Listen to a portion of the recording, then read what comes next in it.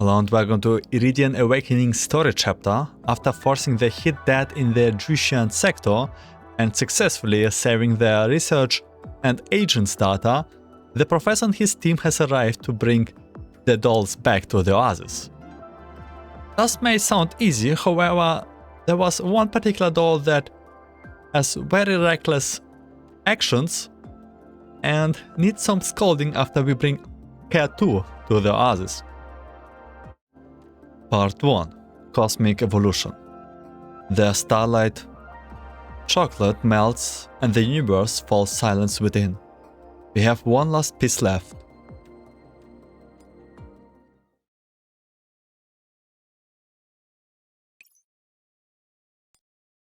Splendorous stardust, as searing hot as a heat, leaping, burning, emanating incomparable brilliance. That extinguished amidst the vast, boundless galaxies. Burst through the universe's evolution. Concluded by the means of collapse and heat death. By all means, a star story ought to be that. The Oasis operating room. And that's the current situation. Professor, are you listening? Professor? Sorry, I drifted a bit. Where were we? Returning from the realm of my thoughts, I found the coffee in my hands half cold. I subconsciously caressed the mug, partaking in the serene, beta aroma from the palm of my hand. The Oasis operating room is often a quiet and calm environment filled with familiar friends and routine procedures. For these reasons, it would logically evoke relaxation and tranquility. However, the air was filled with silence, and there was little relaxation or tranquility to be found. So you have these situations where your attention leaves you to something of a rare sight, but this side of you happens to let go to waste. Quick! A voice suddenly interjects in the conversation. Antonina looks downwards to find that the miniature entropics she previously settled in the corner had at some point slipped over and launched onto her ankle with a placed monitor. You seriously? The little guy from the affairs with Demiurge didn't seem to change very much, even with their sticking to your part. That's about enough. Not really different from a normal animal cub, and isn't anywhere close to hostile. I recall its intelligence is a bit greater than the average entropics. When the Oasis was last attacked, it contributed something, no? Yes, towards anti-entropic protective gear, this little guy did indeed prove useful. But we ought to continue the topic from before. Xionu is still waiting for a response from us. The miniature entropic shuffles a little, consciously bailing itself up after clambering onto the table. I down a mouthful of cold coffee, quickly getting a grasp of the situation. We still have no way to ascertain the situation inside that special star sphere in Jutian.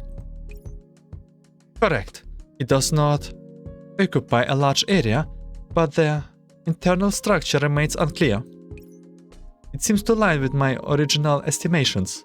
We will still need an appropriate team to enter and exploit. But that is difficult. with the fact that Jutian is possibly even busier than the Oasis. The sector is freshly reset, and they have 1,000 tasks that need to be done. Neither Xiaonu nor the agents can be excused from their positions to head an expedition. Though, with the time we have taken to rest and reorganize after returning to the Oasis, Xiaonu has made some new discoveries. She's been trying to parse that star sphere and found that it has no intent to expand. I remember that. It appears to be relatively stable at the time, and Xiaonu advised us to await her progress report. And it has been that long since then. Has there been a new development based on that trait? Your guess is correct. It's contracting back to itself. After discovering this, Xiaonu immediately sent us a report and submitted a support request for an expeditionary team. Contracting? Is that merely a data thread? Or is it becoming visually smaller? Currently the former, but it's hard to say in the future. Its progress is slow, but even mere external observation can spot abnormalities. That area that has not been reset theoretically still has traces of interpretation, and should naturally and instinctively expand. But after this period of deadlock, it's showing some traces of dissipating. Dissipating? Almost subconsciously, a figure looking towards the stars appeared in my mind. It lightly sways beneath the screen of stars, but it is soon swallowed by starlight. The entirety of the Oasis is keenly paying attention to the fact that Hubble still cannot be resetted. If there is even a share of hope, we cannot allow it to disappear as such. Unbeknownst to me, my coffee had fully cooled as we spoke. Its remnant heat fades from my hands, quite like the content of our conversation. Your coffee is not hot anymore, Professor. Shall I get a new cup for you? Persicalia, who has been listening quietly by the side for some time, comes up and pours me a steaming hot cup of coffee. The miniature Entropics extends a tentacle in curiosity, but the cup's hot sides dissuade it. I sip from my coffee, now filled with an appropriately sweetened drink to get the atmosphere flowing again. Professor, if our predictions and foreboding about that star sphere really becomes possibilities, things are probably developing for the worst. Thank you for the coffee, Persicaria. Looking at the reluctant Persicalia, her eyes are full of concern, as if she's not sure whether or not this topic is worth continuing. I suddenly get the feeling that Persicalia has really grown a lot, not just improving and taking care of others, but even using more considerate levels of sugar in coffee. Professor, seriously teasing me again? But you seem to be in better spirit, thanks goodness. Don't worry, Persicaria. I have just been thinking about something. Thinking? About what? Though we cannot know what's happened inside the star sphere, I'm afraid this phenomena points toward the fact that the operants keeping the star sphere functioning internally are running dry. If we follow our projections and that mysterious star sphere really does contain Hubble's remnant data segments, we must move as soon as possible. So I was thinking that this time I should go explore it myself. You mean to visit Jutian Sector again? No, you mean going into that star sphere yourself, right? Before it's too late to do anything at all. I knew it. No, it's too dangerous. I do not think you can afford to put yourself on the line at a time like this. You have a pile of problems waiting for you to solve, and the Oasis itself has only just gotten back to its feet. Our operant reserves were only beginning to be in the green when we decided to reinforce Jutian. You haven't forgotten, have you? And we have no lack of personnel who are suited to tracking that star sphere. Putting aside Xinhuan and Yuwang, who are adjusting to the environment, at least Fresnel. It's precisely because Fresnel going, Antonina. It is because if we are to investigate the star sphere at all, Fresnel will definitely go. So I should go too.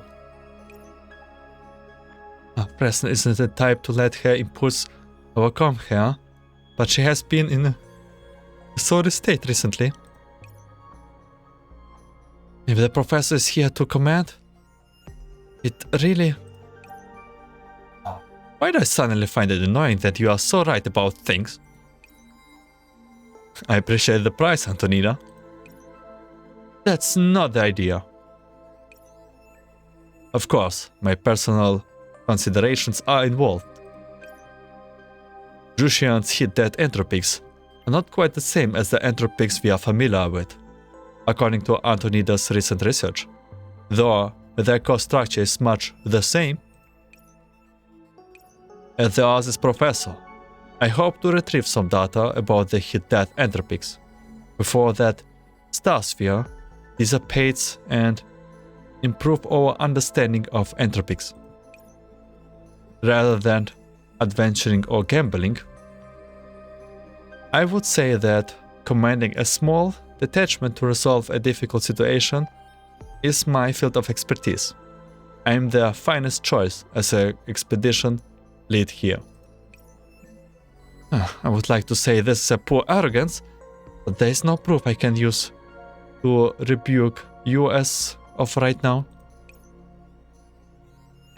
On the other hand, as a person, perhaps I still have some selfish desires.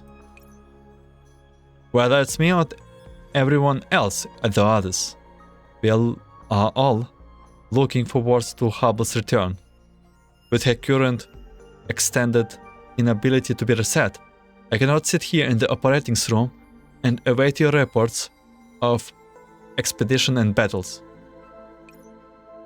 We still have friends slumbering in faraway corner of the universe.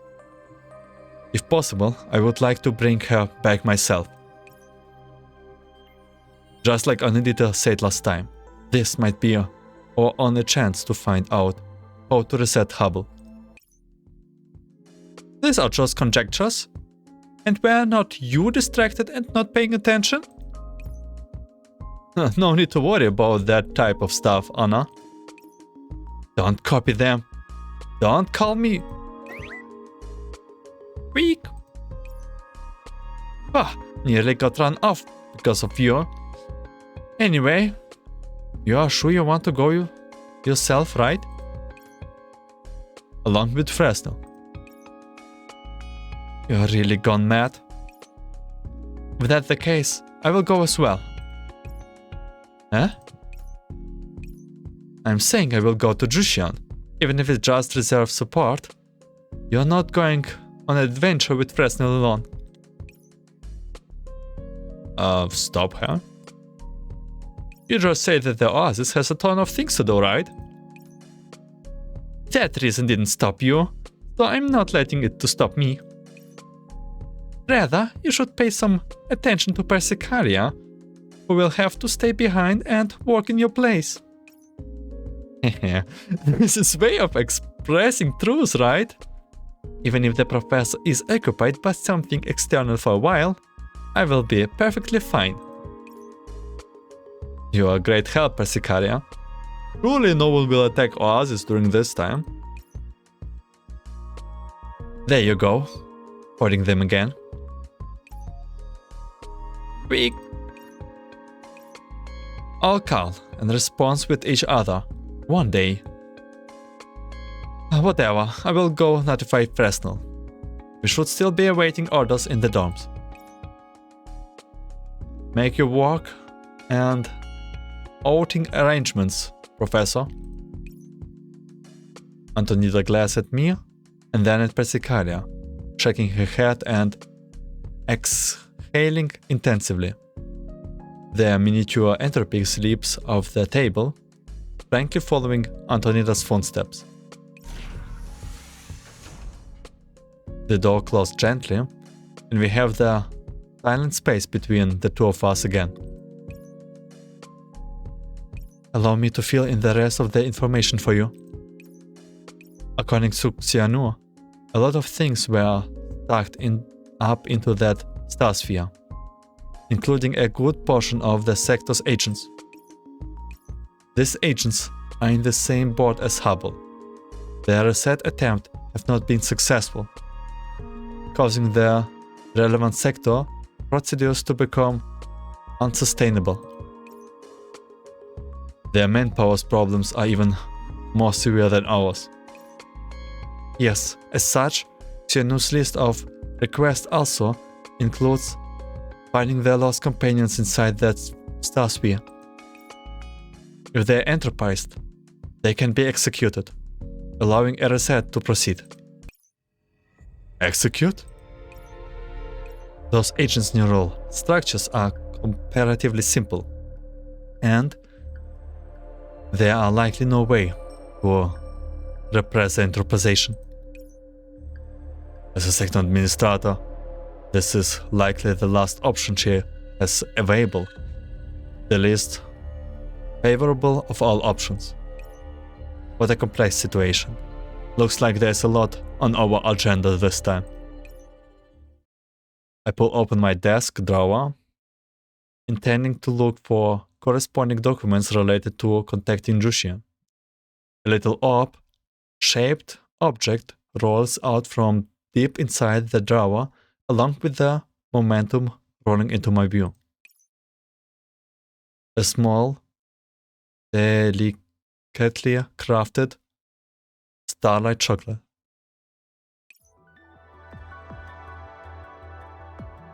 Interesting. Starlight chocolate. Well, looks like we are actually back into the Oasis and now we are gathering our team. I'm pretty sure we thought that we are already there from the last time being on Jutian Sector. Part 2. Image of celestial spheres. Sorrow is a bitter ice cube floating in a glass of soda, a reflection of the planet in the sky above. I have split asunder actions and emotions. That shocked, bewildered, self-condemning me is now locked behind the mirror's other side. The day before I returned to Jutian, I was thinking, why has even the soda turned bitter? Jutian Sector, Special Star Sphere, Outer Sector. In the boundless cosmos, their spaceship steadily struggles forward. Professor, starboard! Thanks for the reminder. An interface project formed with the projection of incoming debris. I handled the controls accordingly. The simplified commands console interacting with the propellant system, driving the spaceship towards the left, steering onto a new road clear of debris. You have gotten used to the controls quickly. Impressive, Professor. This new spaceship model were originally created to be piloted by reserve personnel when astronauts were in short supply. They don't have as much carrying power as the other models either, but they should do fine for you, Professor. Rogue, if you can't spare a hand, hit up their autopilot system. Ah, Krog is here. After you have got the navigational basics down, you can leave routine planning and basic defense into the system. Though, even if we have made modifications for you and Fresnel's there to help out, I would advise that you give it some extra practice, Rocky. With your remote support and Jutian current technology, Anna should be much more assured, right? I wouldn't be so sure. I would do what I can to get the spaceship back in one piece first. While Antonita's still in the same place as Pionua preparing the analysis system, and isn't here to blast anyone for? Professor, large debris field ahead, requesting permission to use blasters. Just as a wish. Preston's voice suddenly interrupts the conversation. She focuses herself completely on planning the route, devoting all of her attention. In the center of the informational panel, an impossible to ignore symbol signifying a piece of debris approaching our projection path. Command module authorized. Fresnel? Authorization complete. Light beam reflection ready. Airborne cannon. As Fresnel's voice settles in the air, a thin yet bright beam of light bursts forth diagonally ahead of the spaceship. Looking outwards from inside the cabin, the debris in space remains difficult to spot. Following the light beam, a dazzling, minute firework detonates in the distance, a soundless spectacle in the vacuum of space. Oh. Good work, Fresnel. You two seem to work together well enough. No need for me to Rita down your throats, then. We will leave you to eat for now. Call if you need anything. We will await your good news. So is Krug is not with us, but she is in Jutian Sector, right? As the call ends, I look towards Fresnel. She remains fixated on the interface in front of her, observing it diligently with her head down. Fresnel? Fresnel? Huh, Professor? Were you talking to me? Don't be so nervous, Fresnel. Once Antonita is done with her adjustments and preparations, she will be able to provide remote support.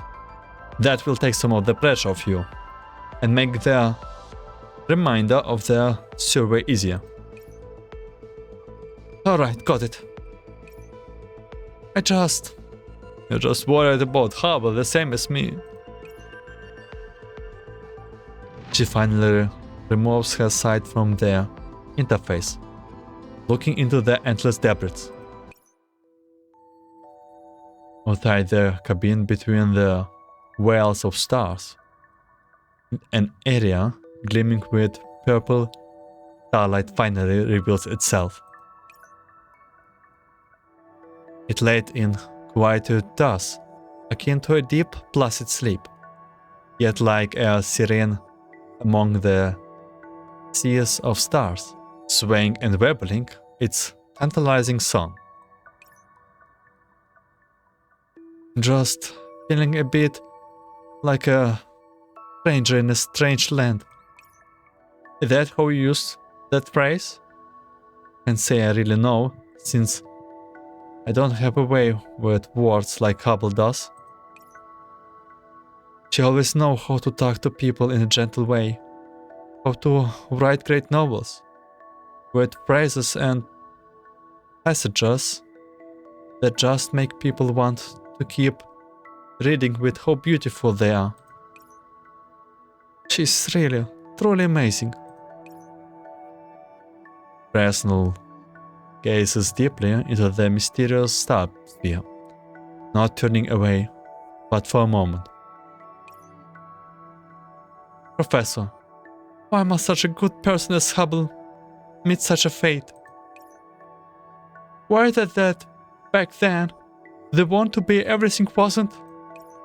Fresnel, don't say it. Relegating navigation to the autopilot, I stand up and come to Fresnel's side, lightly rubbing her head. This isn't what Hubble would want, you see. I know. Trust me, Professor. I won't be like this for very long. Perhaps some would think downwards in grief and fear, but not me. I still have a great many things to do. Her voice is dominated by coolness and maturity as always, but within it hides an almost imperceptible shaking. After Hubble left, I had thought I'd tied up my emotions, and that I could go and deal with what we had to do with a calm mind. That's just what I'm like. I might contact myself, retrieve the data myself, and deal with the resetted people in the sector myself. As if I was numb enough to not have to deal with the fallout when it all eventually comes crashing down. But some says I cannot help but doubt. Have I done everything I need to? Have I done well enough? You have done what you need to do. You have done well. Letting yourself feel that pain is alright too. So long as we find it in ourselves to keep moving forward. Alright, I will. Thank you, Professor. The sound of incoming communication rings out anew, putting a stop to that short conversation. Professor, Xionu and I's preparations are complete. How are you adjusting? No problem so far. Has the analysis system returned any notable feedback? It's only just been put into place. Don't be so hasty. Do you know how much of a nightmare it was to configure properly? Jutian technology is special built for the star sphere and has no functions related to the monitoring and analyzing of entropics at all built in. Chances are that that's a part of the sector's design. Squee? You, when did you get up there? I was wondering where that little guy went while I was busy. Thought it was busy playing or something. Squee? Probably went and hid in a spaceship when you went up and adjusting the instruments. What a pain. No troublemaking, alright? Squeak, squeak. Don't know whether or not it understood, but it's more or less banning most of the time, so it shouldn't cause any problems. Let's put that to the side for now. We have more important matters. Fresnel, the instruments indicates that you will be inside our star sphere of interest within 10 minutes. What does the spaceship start? All green, ready to approach. Tsunu, how about you? My preparations are completed too. I can monitor environment changes in the starsphere through the signal sent back by the spaceship and provide corresponding support when the time calls for it. I will also release some of the sector's authorizations according to the professor's need. As for the rest of you, you will have to see when you get in. Professor, proceed with utmost cautious. I shall temporarily disable the warning issues when routing towards the starsphere. Issue the command at your convenience. Approach the starsphere. The only option we have. Return planning complete. Autopoiling initiating. The spaceship launches forward briefly, and the world outside the cabin window ripples briefly like the surface of water. You have right at the edges of the starsphere influence. Ahead is the interface chugs along in an almost tentative manner. The icon signifying the spaceship steadily blinks. The purple starlight gradually encroaches, yet its approach awaits the naked eye. Then, space was still itself the very same, yet everything was different. Looking in from the outside, the starsphere emanates an aesthetically appealing and alluring purple. Yet, when we place ourselves in it, that color blends into the very space itself, no longer seeming so deep. It's transformed the anomalous into the mundane, accepting and welcoming all guests. It's working! Professor, unfurl the spaceship analysis instrument. I will immediately... The starsphere monitoring panels responding to. What is this? Tsunu and Onida both fell into silence. The data in front of them is hopelessly no less shocking than what lies before our eyes. Chaotic nebulas, a lawless realm, celestial bodies randomly placed as if board game pieces knocked into the floor, play host to vivid astral phenomena that dazzle the senses. This is a miniature solar system? No, not quite. It looks like everything where it should be, but this place is so chaotic that it has no structure to speak of. The basic rule of physics is still in effect, and our route planning system still functioned here. But proceed with cautions.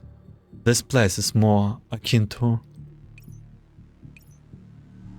more like an area well and truly controlled by the Entropics. No, it's quite literally is. Antonida pulls up the informational panel, and icon marking Entropization swarms the screen. A patch of darkness lies in an even further place. Not unlike a sound sleeper dreamscape, hushed and elegant, yet teeming with danger. From the layout, there should be some sort of overseer in this area, driving the things and steering things into what they are now. But we don't know what that is. Well, that's probably Hubble? The bad news is that from the differences in the signals after you have made contact, that overseer seems to have already... woken up. Professor, above! The gravity system suddenly shifts, and the floor beneath us lurches. Wheel! Great piece of debris fall from the sky, raining down past the cabin window. The miniature Entropics trembles down from the control panel, tightly hanging onto my seat. It was not the gravity system that was problematic, but that the spaceship's defense system has already sustained an attack. Fresnel, crank up the defense level. Prepare cooperate with firepower. Preparation complete. Shift to manual piloting. Autopilot deactivated. Crap. Was it because of the data disturbance just then? I will sort out the safety levels with Xionu. With Antonida's rapid calculations, a moving section of the asteroid's belt appears in the middle of a panel. The spaceship icon within rapidly flashes and various areas less populated with debris are highlighted. This danger index. No. Turn like indicates. We should take that route. Fresnel, we will go through the high-density asteroid belt in Area C. Copy. Help me clear out the obstacles in the way, as well as these few pieces I have marked. Target highlighted. Professor, that's dangerous area. Just a second. The spaceship inclines greatly, avoiding the incoming astral debris as if traveling through a hail of bullets, cutting a dangerous trail. It will work, so long as we get through this thin corridor here. Ahead of you! There! Cutting in close with the final piece of debris, the formerly chaotic world beneath us reveals into clarity. I leave the piloting to the system once again, allowing the spaceship to hover in place. Safe at last. Whew. Professor says Fresnel, how is the spaceship going?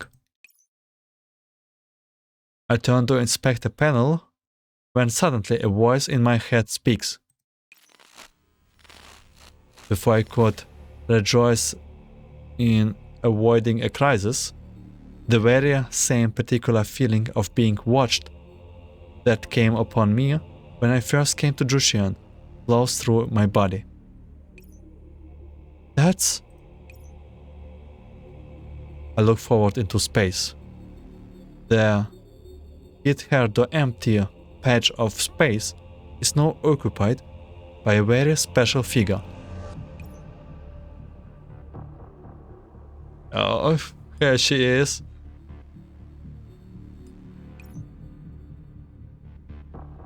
She seems to cast over a look of a wimp, followed by a smile, and fades back into the vast depths. Hubble? Holy moly! I don't know if is Hubble no evil or not, or is she like celestial body? What's happening to Hubble? We piece through the cluttered dreamscape to find the starlight that remains. Some of it's dazzling. Some of it burns the fingers through the stardust. Autopilot active. Fresnel, you saw that just, right? No matter how far away, I would never mistake this person. Why is Hubble? Hubble? What the hell did you just see? From what I can gather using the signal here, this star sphere owner. Hold on. You mean that the things we briefly caught the signal of just then was Hubble? We cannot be absolutely sure of their identity, but to Fresnel and me, there's no doubt that it's her. But the state she is in is... It's a little bit decomposed here and there.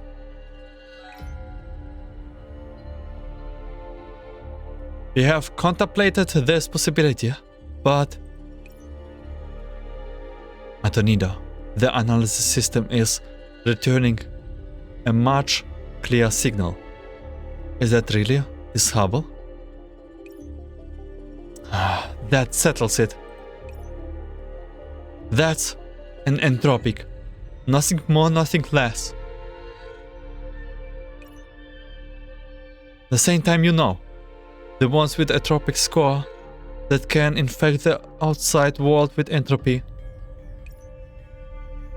An entropized Hubble? As you can empirically see, it's not too different from those more or less entropized planets.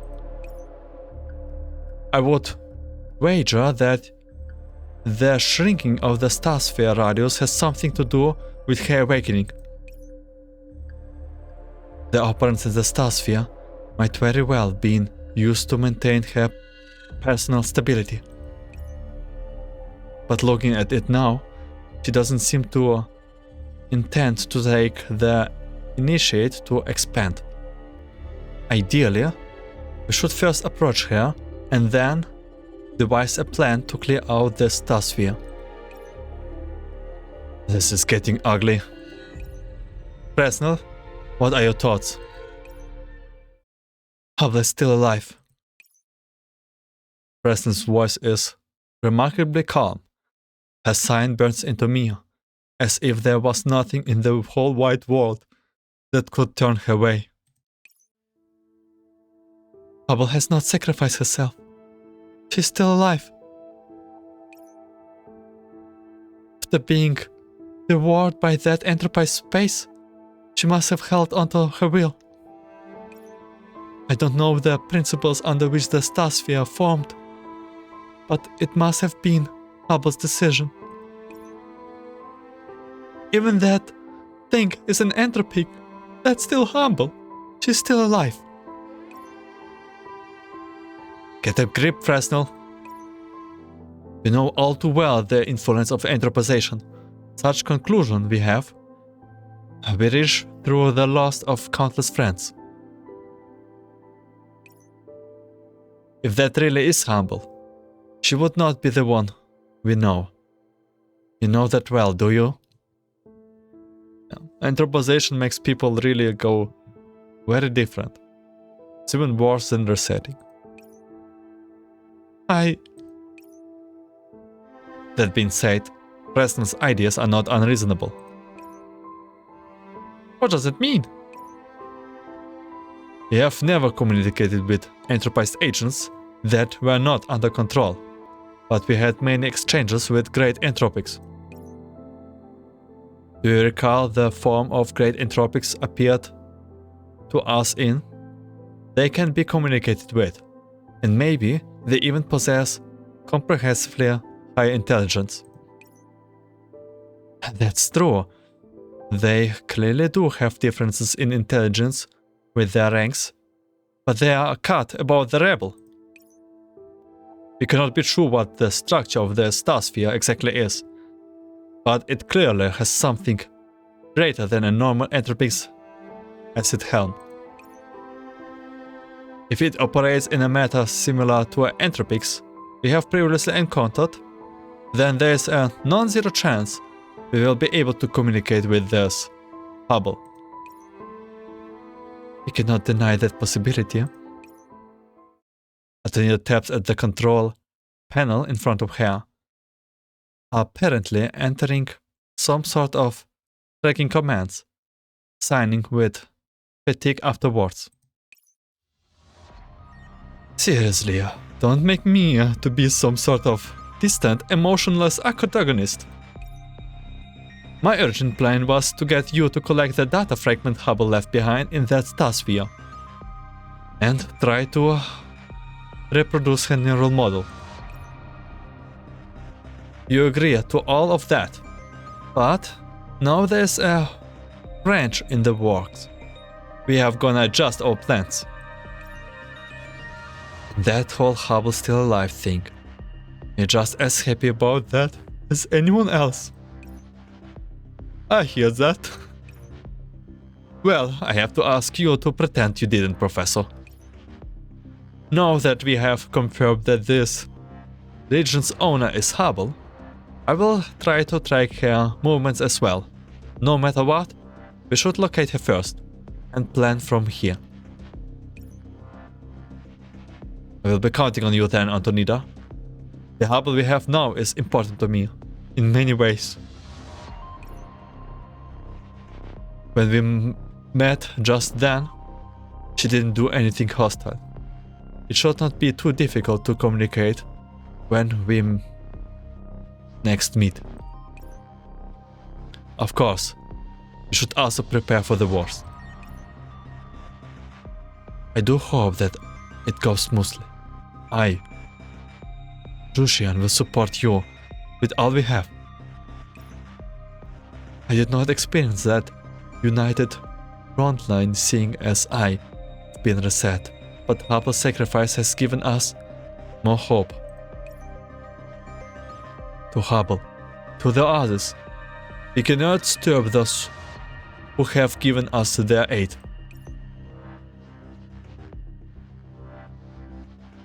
Are we at mutual understanding then? I look towards Fresnel, whose emotions appear to have settled somewhat. Yeah, I understand. To be a Hubble we have now, we might not be much help.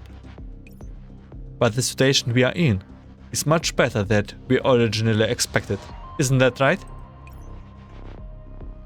At least we didn't come out of the gate swinging. Though that was never Hubble's style, was it? No matter what's happened, Hubble is still Hubble. Squeal? And we have an Entropic with us. Oh my god, please. Diminutive Entropics. If you have a way to help us, do it. The miniature Entropics clambered onto the control panel again, extending a tendril towards Fresnel's face, her countenance bearing a rare smile. Whoa. Don't muck around. Ignore that little guy for now. Anyway, I'm still tracking down Hubble's exact coordinates. Besides, we are not sure exactly what state she's in right now. We must also keep in midst the possibility of her other data fragments being scattered around the star sphere. Take care in your exploration. Is it a split neural cloud type of situation? Oh, that sounds a bit familiar. Huh? What are you talking about? This has nothing to do with that. A neural cloud is intact too, or it would be troublesome for me to track her. Though the exact details will need...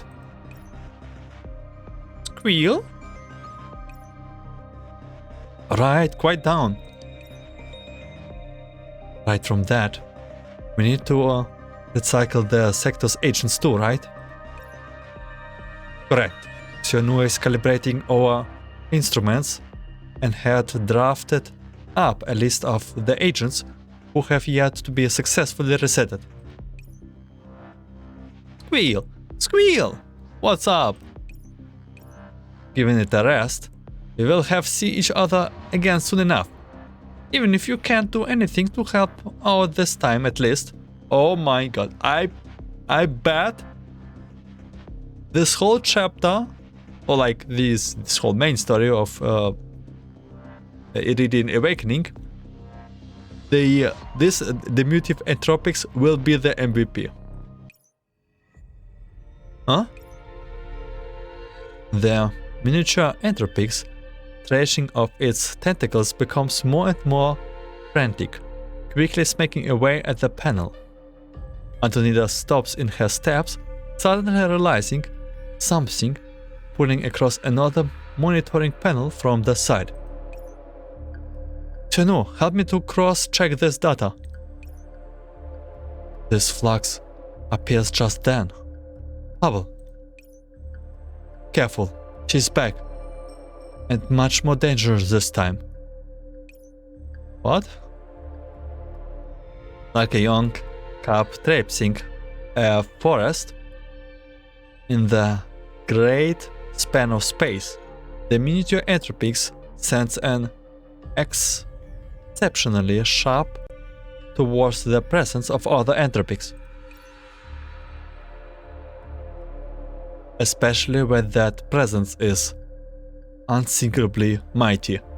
Yeah, look, MVP, he is literally the GPS of Entropics. Freak!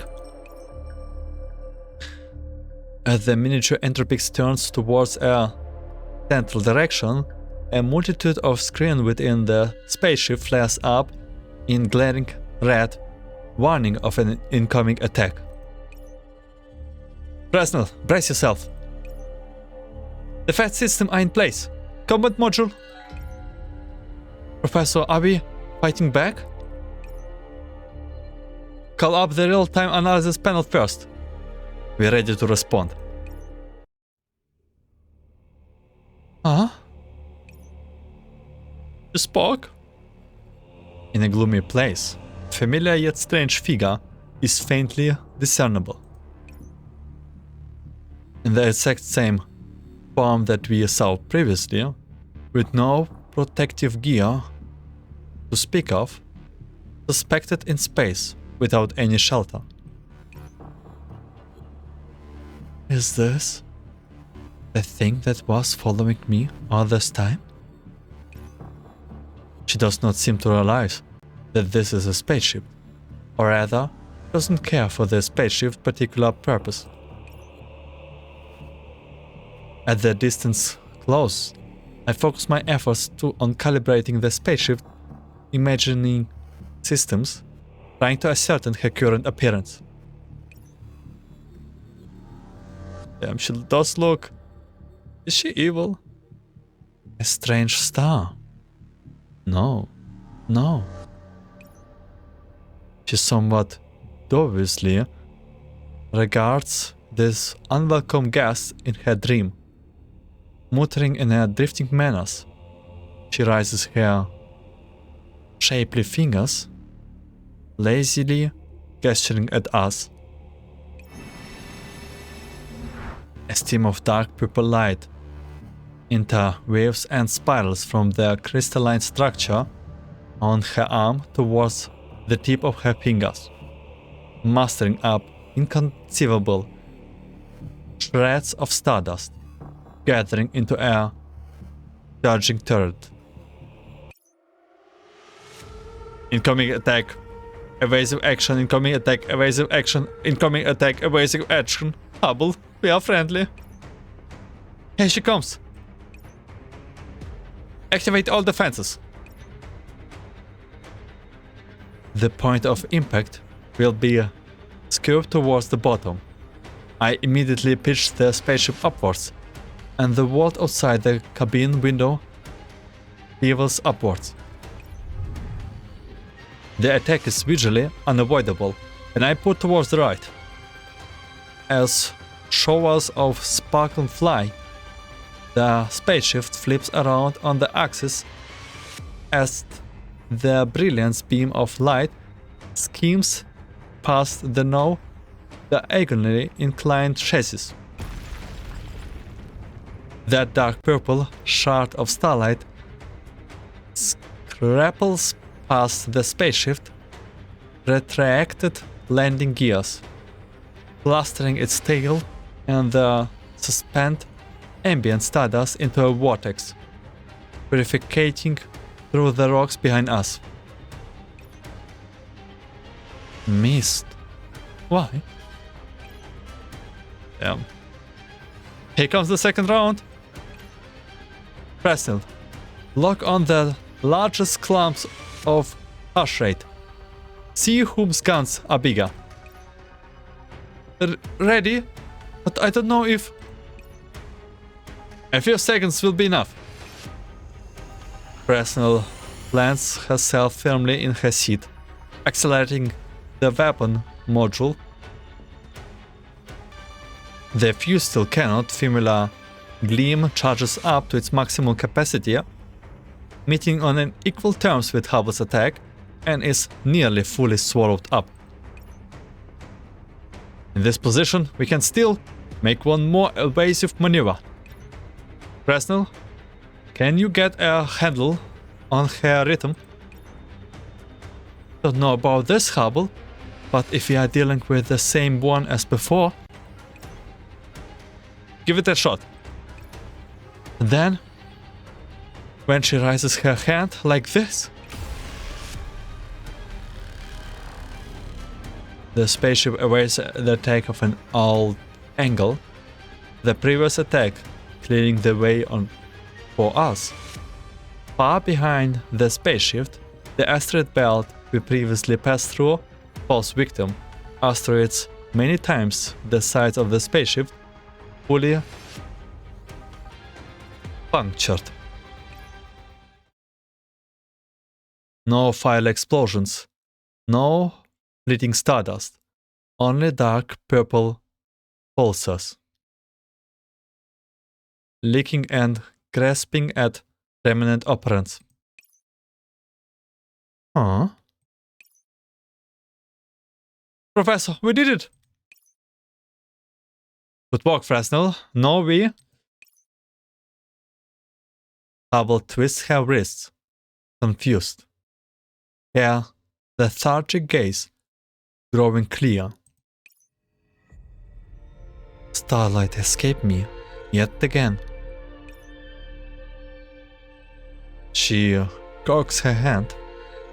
There are stars and nebula still at her back and call, sending forth another attack.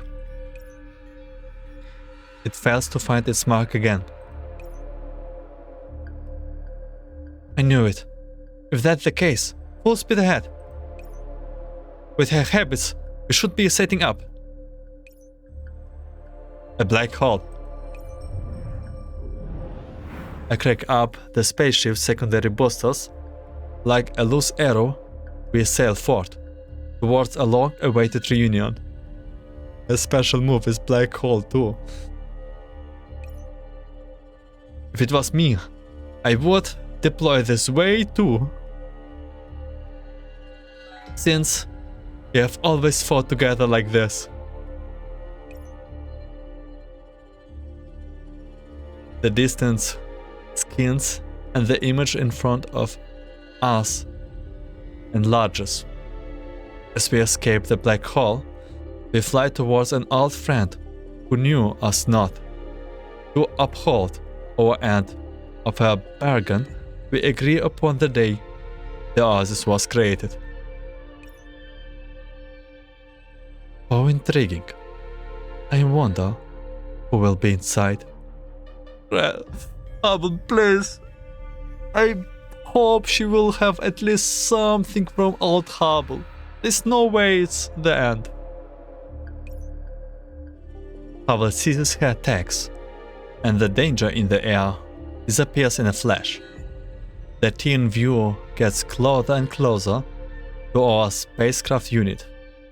A hand lightly caresses the chassis, the even so familiar face sharing a look with us through the window. I have like somewhat in mind that Hubble is really big celestial body. But maybe she's like not that big. Space enforce its pantomime, locking sound away. I attempt to lip-read her, attempting to replicate our conversations of day past. Hubble! Presnell's expression is complex, and the weight on my mind does not grow any lighter. Our call was never cut, but Antonida is still silent. I know that it is all panning out just as she said. What are you doing? This is Hubble. This is also an entropic standing before us. She's our friend, one who stood with us to the last and sacrificed herself in the final moments. She's also an entropic, regarding and monitoring our every move with vested interest. That response was more interesting than I imagined. Then,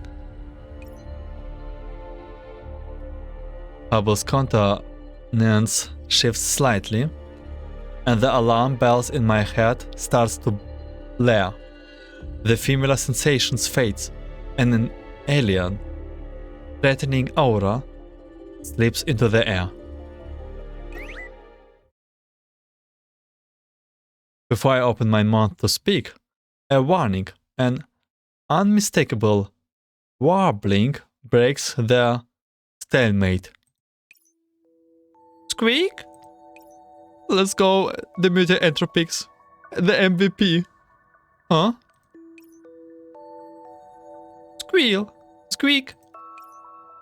The miniature Entropics has made its way up to the window at some time or another. Its miniature tentacles excitedly knocking at the glass. After Hubble stopped her attack, it soon recovered from its state of panic and greets Hubble in the way entropics do. Oh my god, so cute, please walk. I cannot make out for sure what this little guy is doing, but it is clearly happy. Oh, it's you. Squeak! Yes, brighter than before.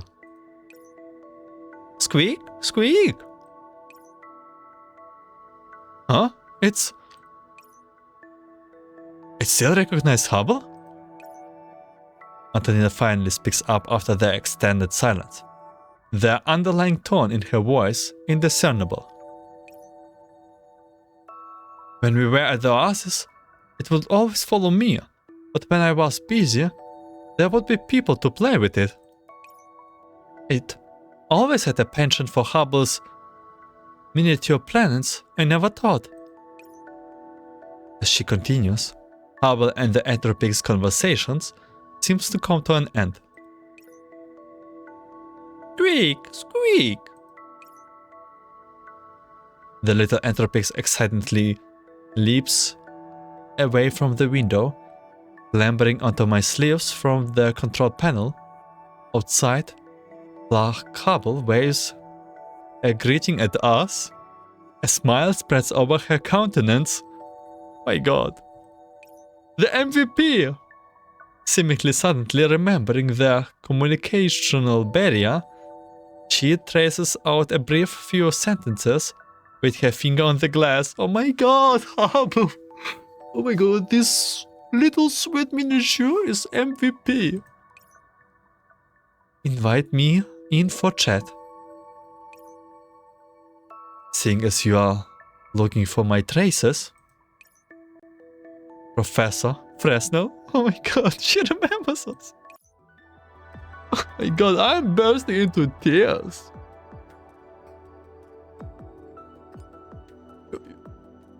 What is... Oh my god, I'm so happy. She's not very evil, at least not for now. But they're still going on with this chapter. And this part is still not to its end. Part 4. The center cannot hold. Some story starts with something breaking apart. In the cup of the cosmos, we must reconstitute a cube of sugar. Squeak! A miniature Entropix welcomes the newcomer and they step up. Hubble's steps were far lighter than before, Rather, the steps resemble more of a gate now. She steps onto the spaceship floor, maintaining a state of levitation even under the effect of the gravity system. It is as if gravity, whether natural or artificial, is only a minuscule part of her authority reach. Something for her to toy with. We meet again. Is it again? Hubble! Fresnel? A foreign gaze, a foreign set of mannerism, as certain as we were that this was the very person we once knew. We can still sense that she has undergone a staggering change. Familiar yet strange, not just her to us, but us to her as well. Is something the matter? Looking at me like that? Or have we not spoken in some time? She flashes an us that smile again, puzzling with interest. The sheer alignments in the act divulges her countless indifferences about farewell, about reunion, about protection and sacrifice, as if they are not more than trifles to her. Why do you? Don't get too close, Fresnel. I cannot fully control myself. Is it a result of the anthropization? Hubble, do you feel unwell anywhere? Does the anthropization hurt? Shh. Orbits cross, meet and detach. To meet again in the eternal night is not a bizarre thing. Now, I'm not unlike a slumbering star. I shift through dormant orbits until I meet my Irradian star. At least she speaks like the old Hubble. Would the moniker of Dark Star Hubble be to your liking? Dark Star Hubble? Fresnel slowly repeats the name and earns an approving nod from Hubble. A reunion differing from expectation extinguished Fresnel's excitement. Sheer light repeats it again and falls into wordlessness. Welcome back, Hubble. Please do allow me to call you that still. I think that is what Fresnel would also have wanted as well. I clear my throat and attempt to communicate with her. Hubble's demeanor is far more disobedient than before. Unlike our other friends, tortured by the tormenous process of anthropization, Hubble remains very much herself in regard of her state. We have not been apart for too long, but we are here for you, in fact. When people have reunions, they often intuitively say, "Thanks goodness you are alright." In this situation though, alright swims in my mind. I cannot bring myself to say it so easily. But moving past the pleasantries, I wanted to ask if your body is truly fine. Do you feel any discomfort? The celestial's body density and structure are all very normal, but something always feels missing. Hubble's face is covered with ostensibly real perplexion. With her thoughts appears to be clouded, she puts a finger to her chin. Her thinking countenance showing a little bit of rarely before seen naivety.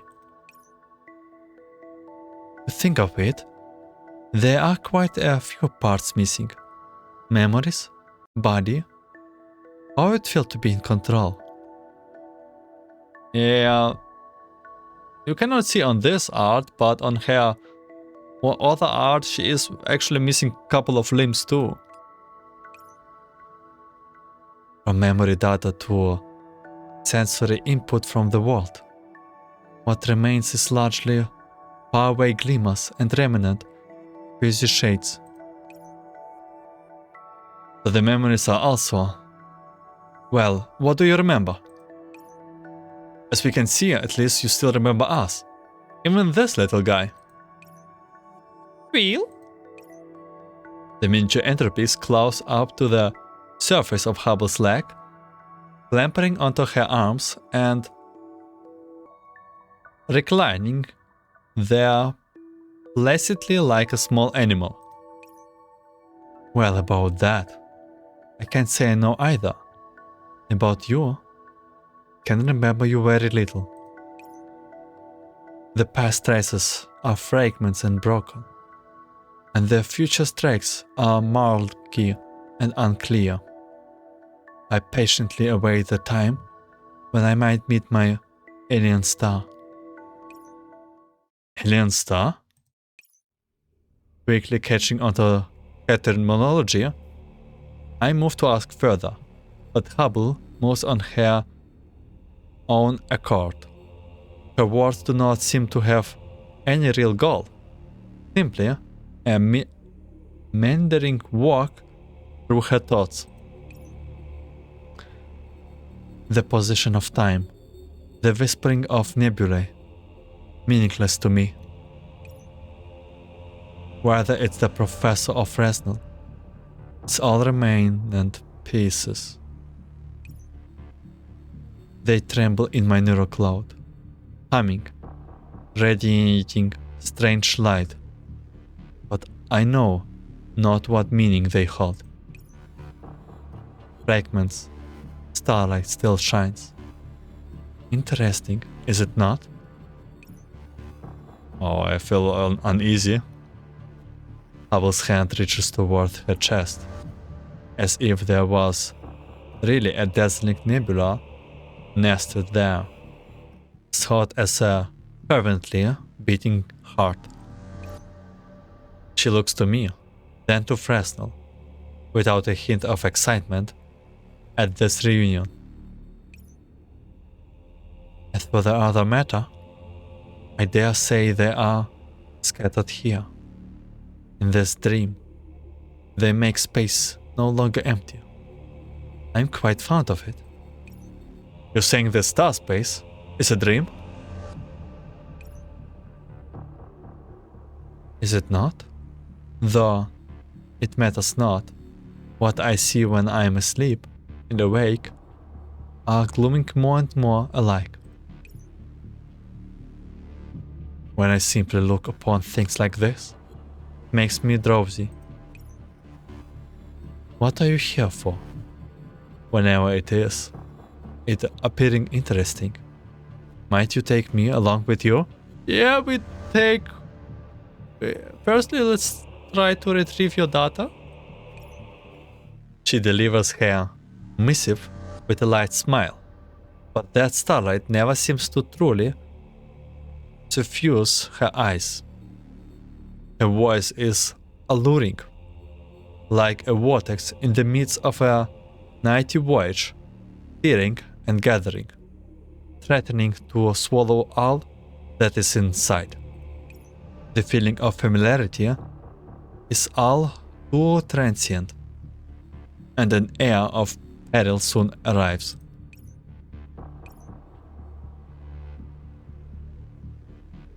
Of course, or what are your intentions? Damn. I mean, of course. Allow me to say welcome back one more time. We have a lot to do. No misgivings at all. Or rather, are you perhaps overconfident in your current situation? Well, we had misgivings. You do indeed give a dazzling light. Do you guide other planets in their paths so? Relax. I harbor no ill will towards you. At least, for the time being. Won't you welcome me as well, Fresnel?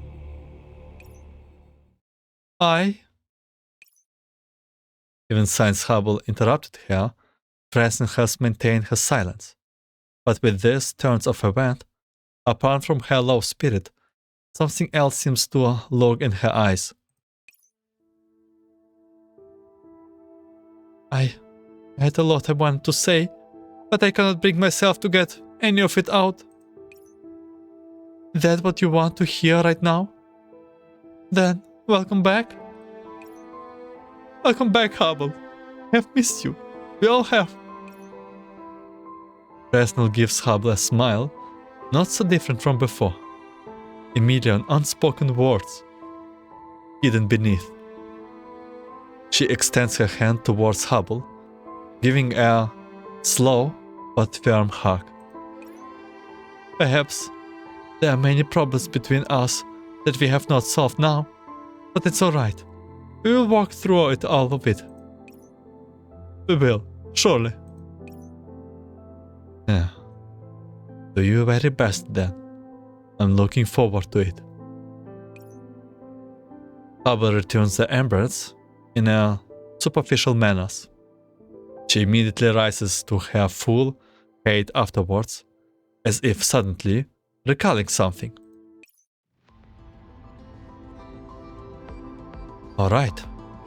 Don't we have some new friends from outside patched in here? It's hardly proper not to offer greetings when engaging in interplanetary communication. Huh?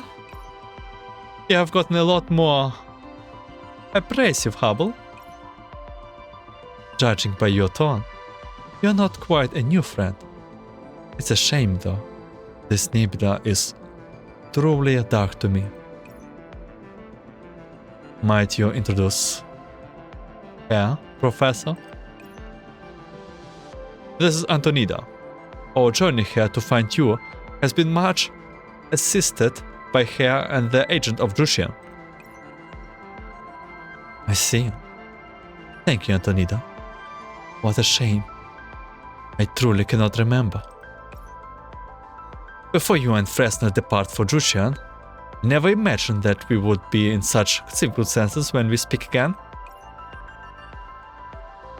But looking at the state you are in now, chances are you don't know what I'm talking about.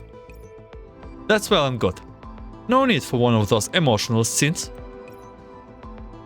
So much very like you, Antonina. Were not you worrying a few days earlier? Let's get to the business first. Professor, if you would. With a star, then. That's something I haven't seen in ages. Squeak! Antonina subtly glares at the miniature entropics, still nestled on Hubble, displaying to us another informational panel. This time, however, it is not the expedition-related data, but the more important. This is my data. To be precise, various data records you have left behind. Compare with the data we acquired from briefly scanning you just then. To be frank, I think your standing remains dubious, because judging by the signal, you are an entropic. I don't know how you are maintained sanity, but to me, that's nothing more than a passing illusion. Rather, are you still really Hubble? Smoke and mirrors. Maybe. Want to say. Oh my god. Is all also possible that this is her just entropic behavior and she's just trying to get our trust? We don't have to bring our guard down. It's going way too smoothly here. No matter what, Hubble has well and truly return to us now. Of course, the entropic issue is very real, and we cannot take her back to the Oasis just like that. There's also the issue of the entire star sphere that we must take care of. All capable master of the ways, Antonina. Do you have any ideas? Don't you speak to me in that tone ever again. I do have a proposal, but we all need Hubble's cooperation. Mine? Our understanding of you is still shallow, since we are only being able to run basic scans.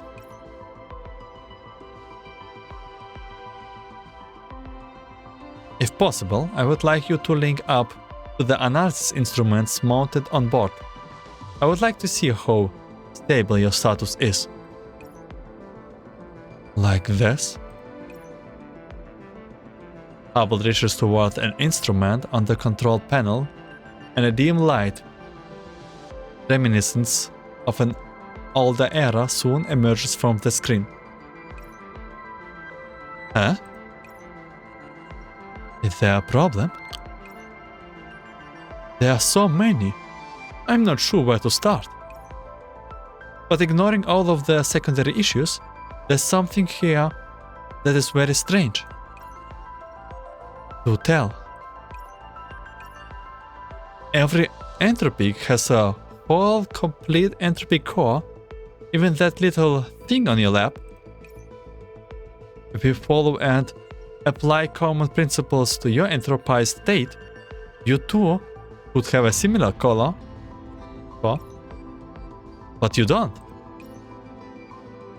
Entropic core? It's not on me. Then it might be asleep in this dreamscape as well. If you are indeed speaking of the same star as me. An engaged core? And wait, not engaged. And staged. As you told us earlier, you have only retained a part of your memory data. And if the other segment are indeed spread through this star sphere, Professor Fresnel, we have another task to complete, of the highest priority. That will be for this part episode. It will be, as you see, there's 12 parts and they will be split into 3 episodes. I did not expect it going so smoothly.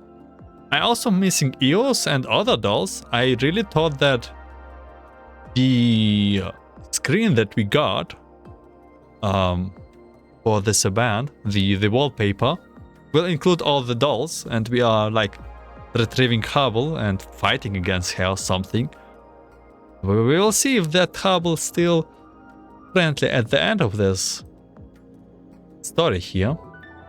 But as right now, that's where this segment ends. Thank you for watching, listening.